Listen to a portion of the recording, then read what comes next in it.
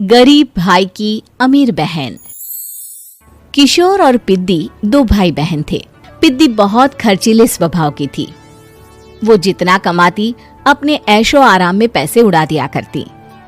लेकिन किशोर समझदार था, घर को साथ लेकर चलना जानता था।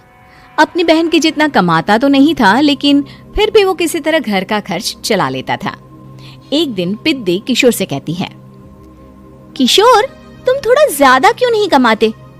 मेरे दोस्त रोज मेरा मजाक उड़ाते हैं। अरे बहन, मैं कोशिश तो कर रहा हूँ। अच्छा सुनो, अगले महीने रक्षाबंधन है, मुझे सोने का हार चाहिए, इससे कम कुछ भी ना लूंगी। अरे दिला दूंगा बहन। किशोर को पूरी रात नींद नहीं आती। उसके दिमाग में बस ये चल रहा था कि उसकी माली हालत इतनी बिगड़ चुकी है, अब वो सोने का हार कहाँ से लाएगा। अगले दिन किशोर सुबह सुबह घर से ये बोलकर निकल गया कि पिद्दी, मैं गांव से बाहर जा रहा हूँ, कुछ दिन घर नहीं आऊंगा। किशोर ने अपने काम के साथ साथ फेरी में कपड़े बेचने भी शुरू कर दिए, जिससे वो ज्यादा से ज्यादा पैसे कमा सके।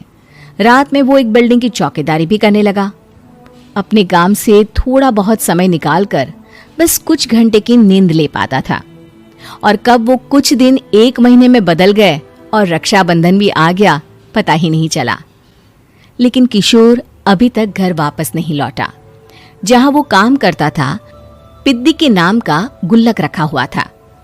किशोर ने उस गुल्लक को फोड़ा और सारे पैसे इकट्ठा करके एक सोने का हार खरीद लिया। घर में पिद्दी किशोर का इंतजार कर रही थी। तभी किशोर आता है। कहाँ चले गए थे? 4 दिन का कहा था और 1 महीने से पता नहीं कहाँ गायब हो गए थे। मैंने बस एक हार मांगा था और तुमने तो घर ही छोड़ दिया। अरे मुझे थोड़ा काम मिल गया था। कुछ नहीं, सब समझती हूँ, बहाने थे तुम्हारे। अपनी बहन के लिए इतना भी नहीं कर सकते, कैसे भाई हो? चलो यहाँ बैठो, राखी बांधती हूँ। पिद्दी ने किशोर को राखी बांधी। वैसे ही किशोर ने अपनी बहन के हाथ में सोने का हार रख दिया। उसकी खुशी का कोई ठिकाना नहीं था। वो मिठाई खिलाए बिना ही नेकलेस लेकर चली गई और शीशे के सामने अपने गले में हार रखकर देखने लगी। किशोर ने लड्डू उठाया और खुद ही खा लिया। ऐसे कई साल गुजर गए। एक दिन पिद्दी की नौकरी छूट गई। अब वो पूरी तरह किशोर पर डिपेंड हो गई थी। आए दिन किशोर को अपने महंगे महंगे शौक गिनाकर उससे पैसे मांगा करती थी। किशोर कुछ पैसे देना, मुझे पार्लर जाना है। किशोर बिना कुछ बोले उसे पैसे दे देता। ये क्या, 500? अरे इतने में तो मुझे पार्लर में एंट्री मिलेगी बस। अच्छा देता हूँ ना ज्यादा। अरे कैसे भाई हो, अपनी बहन के लिए इतना भी नहीं कर सकते। किशोर ने जेब से 2000 का नोट निकाला और उसे दे दिया। किशोर गरीबी में रह लेता था, लेकिन अपनी बहन को कभी कोई कमी नहीं होने देता था।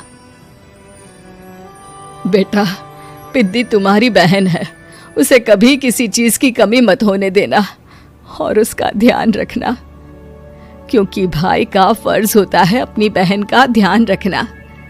किशोर ने माँ की कही ये बात हमेशा के लिए याद कर ली थी। शायद माँ की इसी बात की वजह से किशोर पिद्दी की हर जिद पूरी करता चला आ रहा था। किशोर, आज मैं अपने दोस्तों के साथ पार्टी करने जा रही हूँ, मुझे कुछ पैसे दो ना। किशोर पिद्दी को समझाता है, लेकिन पिद्दी नाराज होकर चली गई और अपने कमरे में सुबक सुबक कर रोने लगी। किशोर अपनी जेब से कुछ पैसे निकालता है और पिद्दी को दे देता है। किशोर खुद कभी अच्छे कपड़े नहीं पहनता, लेकिन पिद्दी को राजकुमारी की तरह रखता। पिद्दी के जाने के बाद किशोर अपने काम पर निकल गया। एक तरफ पिद्दी अपने दोस्तों के साथ मस्ती कर रही थी, तो वहीं दूसरी तरफ किशोर पैसे कमाने के लिए कड़ी मेहनत कर रहा था। कुछ और दिन ऐसे ही बीत गए। एक दिन पिद्दी एक लड़के को लेकर घर आई और उसे किशोर से मिलवाया। किशोर, मुझे इस लड़के से शादी करनी है, लेकिन इनके मम्मी पापा बोल रहे हैं कि उनको दहेज में एक कार चाहिए, तभी वो मेरा और पंकज का रिश्ता कबूल करेंगे। लेकिन बहन, कार खरीदना कोई सब्जी खरीदने के बराबर तो नहीं है। अरे कैसे भाई हो तुम, अपनी बहन के लिए इतना नहीं कर सकते? देखो, मैं ज्यादा इंतजार नहीं कर सकती, तुम्हें 1 साल में मेरे लिए कार खरीदनी ही होगी। अच्छा पंकज, एक काम करो, कल तुम अपने माता पिता को घर बुला लो, मैं उनसे तुम्हारे और पिद्दी के रिश्ते की बात कर लेता हूँ। अगले दिन किशोर के छोटे से घर में पंकज और उसके माता पिता आते हैं। बेटा, तुम्हारी बहन ने हमारी शर्त तो बता ही दी होगी। जी। बेटा, तुम तो इतने छोटे घर में रहते हो, दहेज कहाँ से लाओगे? मैं अपनी बहन की खुशी के लिए सब कुछ कर सकता हूँ। पंकज और पिद्दी का रिश्ता तय हो जाता है। किशोर अब अपनी क्षमता से 4 गुना ज्यादा काम करने लगता है। सुबह सबके घरों में न्यूज़पेपर फेंकता, दिन में मजदूरी करता और रात में चौकीदारी करता। खूब मेहनत करके किशोर ने अपनी बहन की शादी के लिए पैसे जुटा लिए। उसने अपनी बहन के लिए कार खरीद ली। जब वो पिद्दी के ससुराल वालों से मिलने गया तो उन्होंने किशोर से और पैसों की मांग की। इस बार किशोर हार चुका था। पिद्दी माफ करना, मैं तुम्हारी शादी उस लड़के से नहीं कर सकता। वो लालची लोग हैं, उन्हें सिर्फ पैसों से मतलब है। देखो किशोर, मैं पंकज से ही शादी करूंगी। क्योंकि पिद्दी ने तो किशोर की बात न मानने की जैसे कसम खा रखी थी। किशोर ने पंकज को घर बुलाया। पंकज, तुम अपने माता पिता को समझाते क्यों नहीं हो?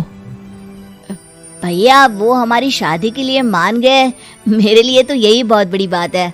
हम एक काम कर सकते हैं, दहेज की रकम में से कुछ पैसे मैं आपको दे देता हूँ। अरे लेकिन समाज वाले क्या कहेंगे? अरे जब दुनिया को पता चलेगा तब ना। अच्छा, कुछ पैसे मैं अपने मालिक से कर्ज में ले लेता हूँ। कुछ पैसे पंकज देता है, कुछ वो कर्जा लेता है और अपनी उम्र भर की कमाई वो अपनी बहन की शादी में लगा देता है। आखिर में पंकज और पिद्दी की शादी हो जाती है। पिद्दी की विदाई के बाद किशोर बिल्कुल अकेला पड़ जाता है। अब उसका कमाने में भी मन नहीं लगता। उधारी वाले रोज घर में आकर बैठ जाते हैं। अरे किशोर, अब तो पिद्दी की शादी को 5 साल हो गए, अब तो हमारा पैसा लौटा दो। चाचा, पिद्दी के जाने के बाद किसी भी काम में मन नहीं लगता। अरे तो हमारा पैसा कैसे वापस मिलेगा? जी, कुछ करता हूं मैं। किशोर के ऊपर बहुत सा कर्जा चढ़ गया था, इसलिए उसने तय किया कि वो ये घर बेचकर सबके पैसे लौटा देगा। अगली सुबह शहर के किसी साहूकार को उसने अपना घर बेच दिया और सबके पैसे लौटा के वो गांव छोड़कर चला गया।